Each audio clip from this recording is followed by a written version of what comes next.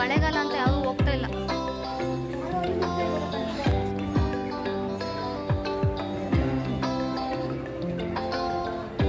ಮಲ್ಕೊಂಡ್ಬಿಟ್ಟಿದೆ ಅದು.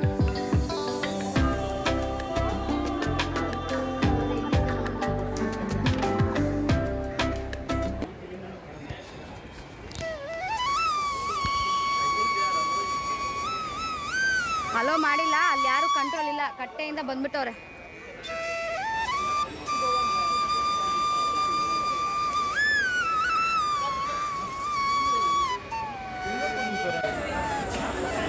ಈ ಜಾಗದ ಬಗ್ಗೆ ಒಂದು ಸಣ್ಣ ಕತೆ ಸಹ ಇದೆ.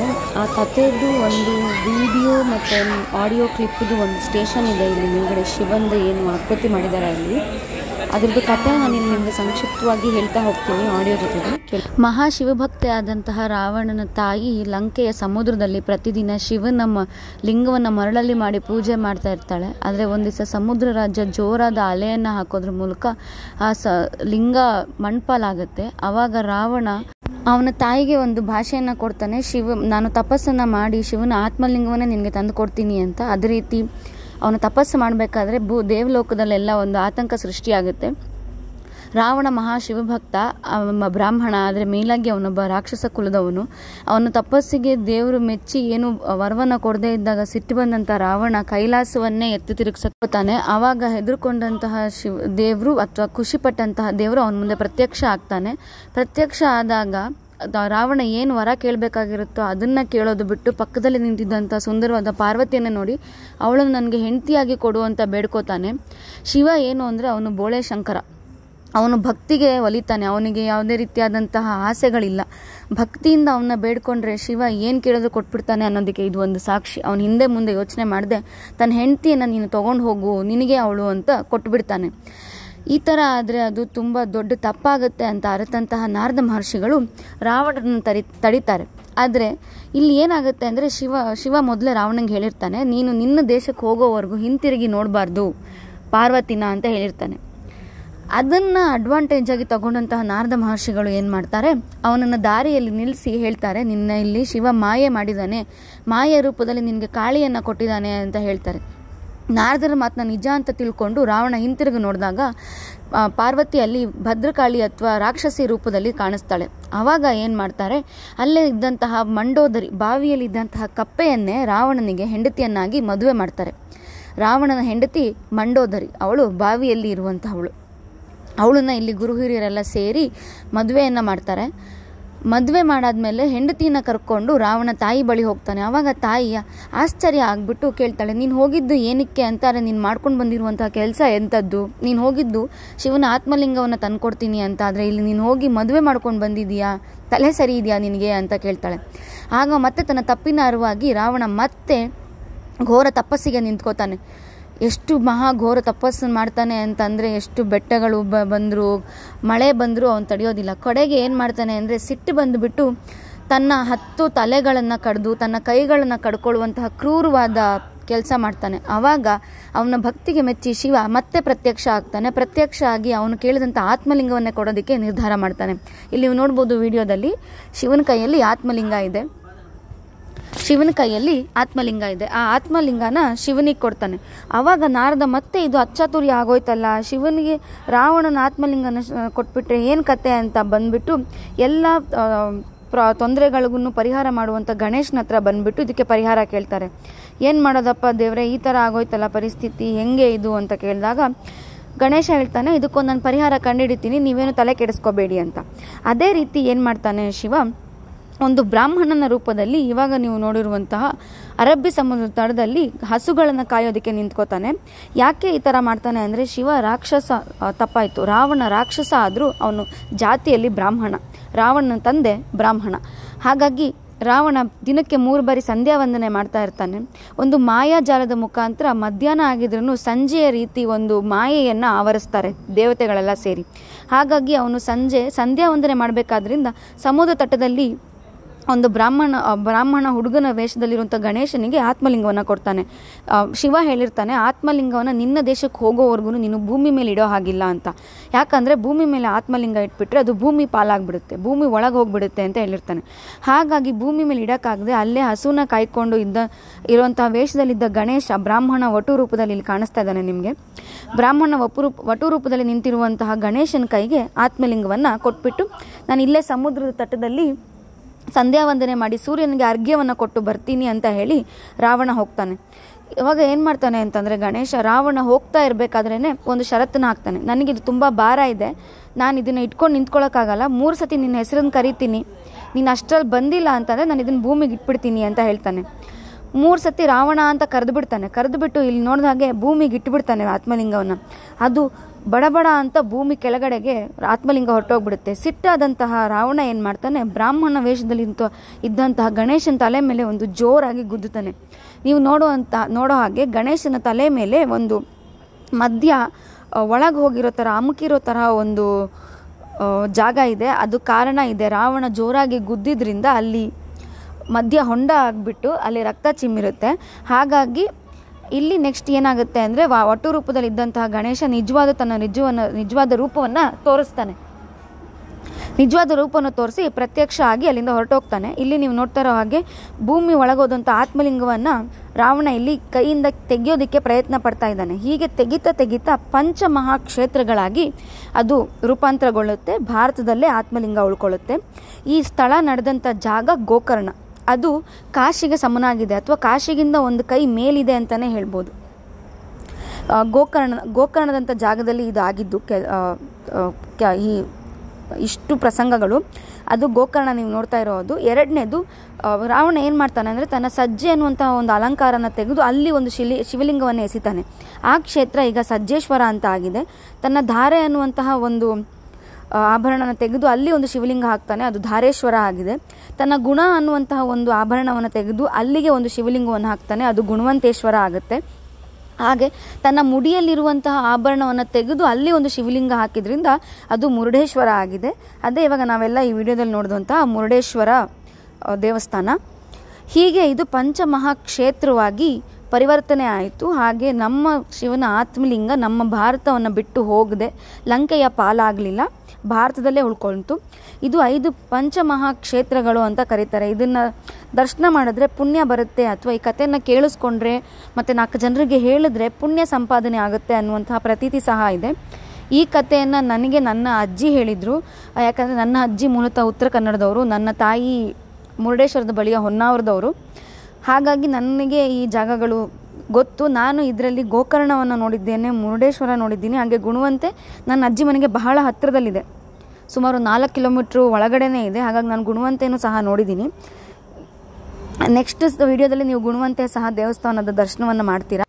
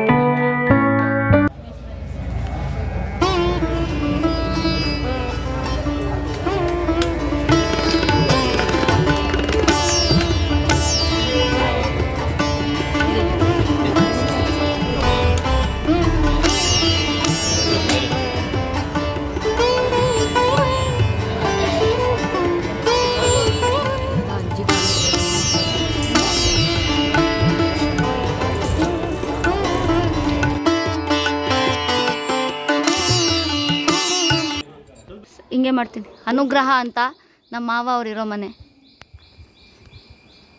ಯೂಟ್ಯೂಬ್ ನೋಡಿ ಎಲ್ಲ ಸಬ್ಸ್ಕ್ರೈಬ್ ಮಾಡಿ.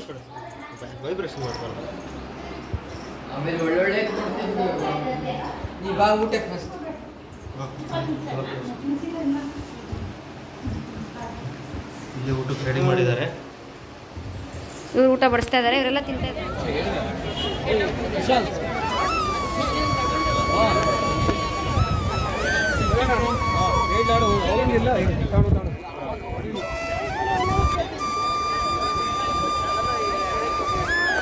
ಯಾಡು ಬಂಗಡಿ ಬಂಗಡಮ್ಮ ನೀನು. ಮುರುಡೇಶ್ವರದಲ್ಲಿ ಲಿಫ್ಟ್ ವ್ಯೂ ಇದೆಯಲ್ಲ, ಆ ಲಿಫ್ಟ್ ವ್ಯೂಗೆ ಇರೋವಂಥದ್ದೊಂದು ಲಿಫ್ಟ್ ಹತ್ರ ವೆಯ್ಟ್ ಮಾಡ್ತಾಯಿದ್ದೀವಿ. ಇವರು ಡಾಕ್ಟರ್ ಆರ್.ಎನ್. ಶೆಟ್ಟಿ ಅಂತ. ಸೊ ಇದೇ ಬಂದು ಕೌಂಟರು. ಸೊ ಅಲ್ಲಿ ಬರ್ತಾ ಇದ್ದಾರೆ ನಮ್ಮವರು, ಬಂದಾಗ ತೋರಿಸ್ತೀನಿ. ಸೊ ಇಲ್ಲಿ ಬಂದು ನೋಡಿ, 0 floor, ground floor 0 floor, total 18 floor ಇದೆ ಅಂತೆ. 18 ಫ್ಲೋರ್, 18 ಫ್ಲೋರ್ಸ್. ಸೊ ನೋಡೋಣ, ತೋರಿಸ್ತೀನಿ ನಿಮಗೆ. ಮೇಲೆ ಹೋಗಿ ಮೇಲ್ಗಡೆ ಇರೋ ವ್ಯೂ ತೋರಿಸ್ತೀನಿ, ಮತ್ತು ಇದು ಮೇಲ್ಗಡೆ ಹೋಗೋದು ತೋರಿಸ್ತೀನಿ.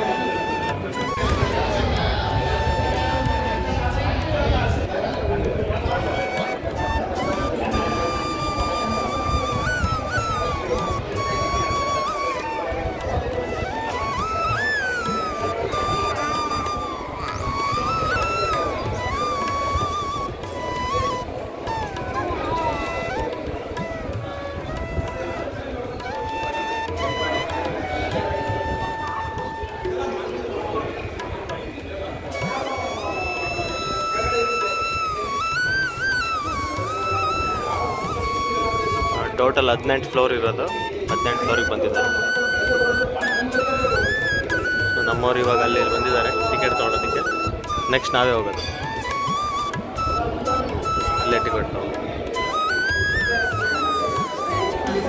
ಇದು ಲಿಫ್ಟಿಂಗ್ ಟೈಮಿಂಗ್ಸ್. ಇದು ಟೈಮಿಂಗ್ಸ್ ಬಂದು ಈ ಥರ, ಈ ಬೆಳಗ್ಗೆ 7 ಗಂಟೆಯಿಂದ 12:45ವರೆಗೂ, ಮತ್ತು ಮಧ್ಯಾಹ್ನ 3 ಗಂಟೆಯಿಂದ 7 ಗಂಟೆವರೆಗೂ. ಟಿಕೆಟ್ ಕೌಂಟ್ರ್ ಹತ್ರ ಇದ್ದೀವಿ ಇವಾಗ.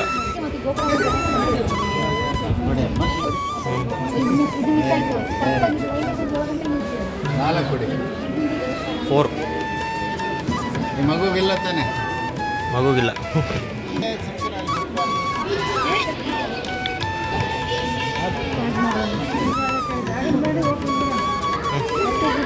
ಟಿಕೆಟ್ ಕೊಟ್ಟಿದ್ದಾರೆ. ಬೇರೆ ಟಿಕೆಟು ಒಬ್ಬರಿಗೆ 20 ರೂಪಾಯಿ ಅಂತೆ. ನೈಸ್. ಇಲ್ಲೇ ಇದೆ ಲಿಫ್ಟು, ಹೋಗಬೇಕು.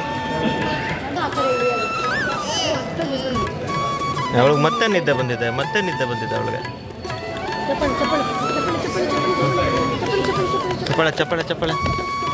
ಚಪ್ಪಾಳೆ ವಾ.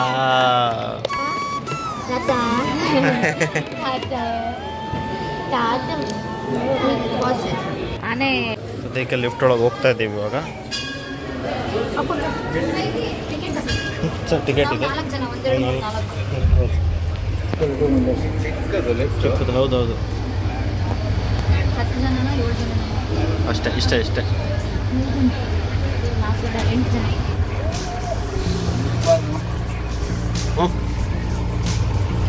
ಶುರು ಆಯಿತು.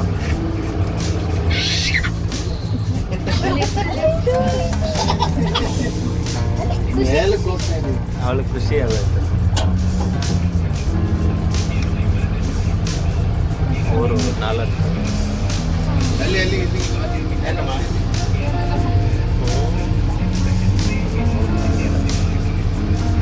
ಬಾರ್ದಲ್ಲ.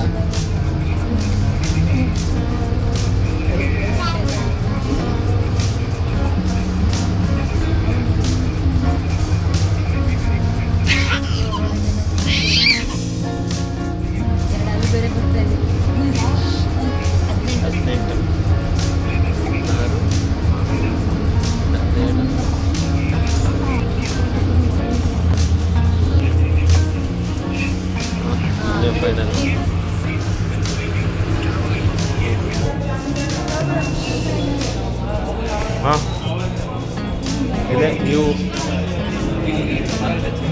ಮದುವೆ ಮೇಲೆ.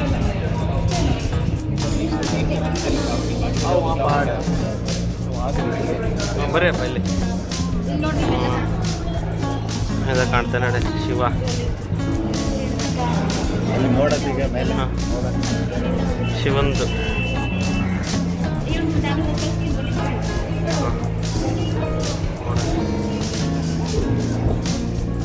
RNS ಅದು ರೇಟ್. ಇದು RNS ಹೋಟ್ಲು ನೀರ್ ಮೇಲೆ ಎಲ್ಲ RNS ಹೋಟ್ಲು. ನಮ್ಮ ಕಾರ್ ಕಾಣುತ್ತೆ ಇಲ್ಲಿಂದ. ನಮ್ಮ ಕಾರ್ ಎಲ್ಲಿದೆ ಗೊತ್ತಾ? ಇಲ್ಲಿದೆ ನಮ್ಮ ಕಾರ್. ಇದು ನಮ್ಮ ಕಾರು. ಈ ಕಾರ್ ಹಿಂದೆ ಇರೋ ಕಾರ್ ನಮ್ಮದು. ಪಾರ್ಕಿಂಗಲ್ಲಿ ಇರೋದು. ಅದಲ್ಲ ನೀರು ಸಮುದ್ರ. ಅದೇನು ಸಮುದ್ರದ ಬದಿಯಲ್ಲಿ ಇರೋದು ಬಂಡೆಗಳು. ಅದು ಅಷ್ಟೇ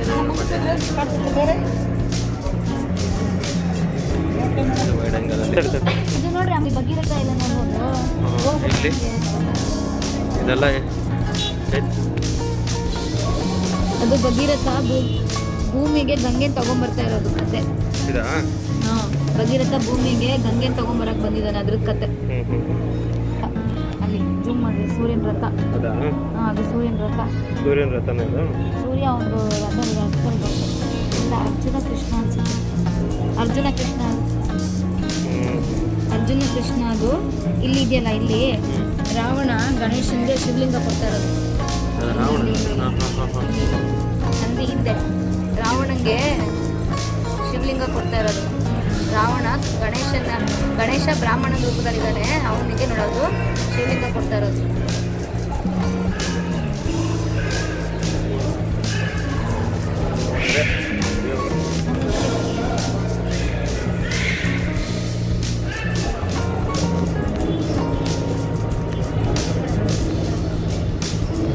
ಈ ಕಡೆ ವ್ಯೂ ನೋಡೋಣ ಇಲ್ಲೇನೇನು ಕಾಣಿಸುತ್ತೆ ಅಂತ. ಇದು ಈ ಕಡೆ ಬೀಚ್ ಸೈಡ್ ವ್ಯೂ.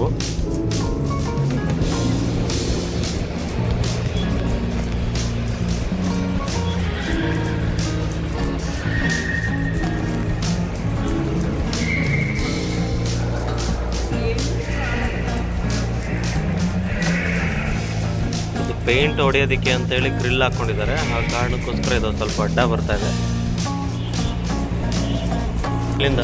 ಇದು ಆ ಕಡೆ ಬಂದು ಆ ವ್ಯೂ. ಅದಾದಮೇಲೆ ಇಲ್ಲೇನೋ ಒಂದು ವ್ಯೂ ಇದೆ. ಇಲ್ಲೇನಿದೆ ನೋಡೋಣ. ಸೊ ಇದು ಊರು ಸಿಟಿಗೆ ನಾವು ಬಂದಿದ್ದು ಯಾವ ರೂಟಲ್ಲಿ ಬಂದಿದೆ. ಯಾಕೋ ಈ ಗ್ರಿಲ್ ಹಾಕಿರೋದ್ರಿಂದ ಏನೂ ನೀಟಾಗಿಲ್ಲ ನೋಡಿ. ಪೇಂಟಿಂಗ್ ಮಾಡೋಕ್ಕೆ ಅಂತ ಗ್ರಿಲ್ ಹಾಕ್ಕೊಂಡಿದ್ದಾರೆ. ಇದು ಎಂಟ್ರೆನ್ಸ್. ಬೋಟಿಂಗ್ಸು ಏನು ನಡೆಯಲ್ಲ, ಈವೆಂಟ್ ಏನು ನಡೆಯಲ್ಲ. ಮಳೆಗಾಲದಲ್ಲಿ ಸಮುದ್ರಕ್ಕೆ ಬಿಡಲ್ಲ. ಇಲ್ಲಿದೆ ಈ ಕಡೆ ಬೀಚ್ ವ್ಯೂ. ಇಲ್ಲಿಂದ ಮುಂದೆ ನಡೆ. ಹಾಂ ಇಲ್ಲಿದ್ದಾರೆ ಇವರು.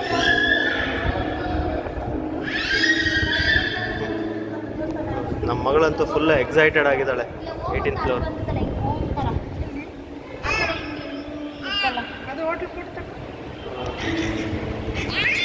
ಆ ನೀರ್ ಮೇಲೆ ನಿಂತಿದೆ ಅಂತ ಹೇಳಿದ್ವಲ್ಲ, ಅದೇ ಹೋಟ್ಲಿದು. ನೀರ್ ಮೇಲೆ ನಿಂತಿರೋ ಹೋಟ್ಲಿದು. ನೀರ್ ಮೇಲೆ ನಿಂತಿರೋದು ನೋಡ್ತಾ ಇದ್ರೆ ಅದು ಹೋಟ್ಲಿಂಗ್ ಅಲ್ಲಾಡ್ತೈತೆ ಅಂತ ಕಾಣಿಸ್ತಾ ಇಲ್ಲ. ಅದೇ ನೀರ್ ಹಿಂದೆ ಮುಂದೆ ಮೂವ್ ಆಗುತ್ತಲ್ಲ, ಅದಕ್ಕೆ ಗಾಳಿ ಇಲ್ಲಿ ಪರ್ಮನೆಂಟ್ ಕಾನ್ಸ್ಟೆಂಟ್ ಗಾಳಿ ಬರ್ತಾ ಇರುತ್ತೆ. ಇದಕ್ಕೆ ಪವರ್ ಚೆಕ್ ಅಂತ ಹಾಕ್ತಾರೆ, ಕರೆಂಟ್ ರೆಡಿ ಮಾಡೋದು. ಸಮುದ್ರ ನೋಡಿ ಎಷ್ಟು ದೊಡ್ಡದಾಗಿದೆ. ತೆಗಿರಿ ಫೋಟೋ ತೆಗಿರಿ. ನೀರಿದ್ದು ಗಾಳಿ ಹಿಂದೆ ಹೊಡಿತಾ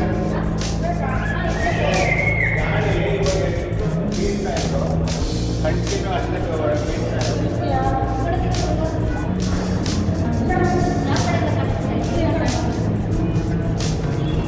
ಸದ್ಯಕ್ಕೆ ಲಿಫ್ಟ್ ವ್ಯೂ ಆಗಿದೆ ಇಲ್ಲಿಂದ. ಸ್ವಲ್ಪ ಈ ಪೇಂಟಿಂಗಿಗೆ ಇದೆಲ್ಲ ಗ್ರಿಲ್ ಹಾಕಿರೋ ಕಾರಣ ಸ್ವಲ್ಪ ಕ್ಲಿಯರಾಗಿ ಕಾಣಿಸಲ್ಲ. ಅದು ಬಿಟ್ಟರೆ ಓಕೆ ನೈಸ್. ಇವಾಗ ಇಲ್ಲಿ ಲಿಫ್ಟಿಗೆ ವೆಯ್ಟ್ ಮಾಡ್ತಿದ್ದಾರೆ ಜನ ಕೆಳಗಡೆ ಇಳ್ಕೊಂಡು ಹೋಗೋದಕ್ಕೆ. ಸೊ ನಾವು ಇವಾಗ ಕೆಳಗೆ ಇಳ್ಕೊಂಡು ಹೋಗ್ತೀವಿ. ಮೆಟ್ಲಿಂದ ಹೋಗೋರ್ಗಾದ್ರೆ ಮೆಟ್ಲು ಇರ್ಬೋದು, ಬಟ್ ಯಾರಿಗೂ ಬಿಡೋಲ್ಲ. 19th ಫ್ಲೋರ್ ಹತ್ತಕ್ಕೆಲ್ಲ ತುಂಬ ತೊಂದರೆ ಆಗುತ್ತೆ. ವಾಪಸ್ ಇಲ್ಲಿಂದ ಇದು ಅಷ್ಟಿಂದ ಮಾಡ್ತೀವಿ.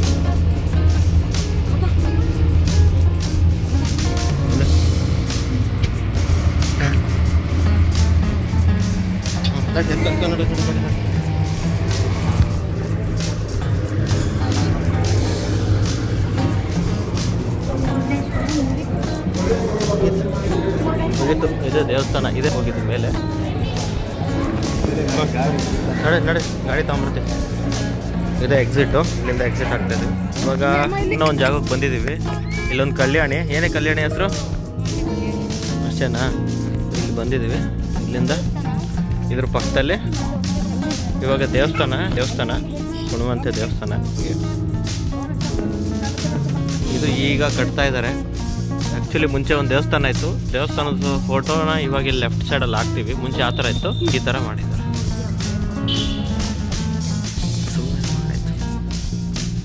ಮಾತಾಡಿ ಚಪ್ಪಲಿ ಎಲ್ಲಿ ಬಿಟ್ಟು ಅಲ್ಲಿ ಬಿಟ್ಟಿದೆ ಯಾಕಮ್ಮ.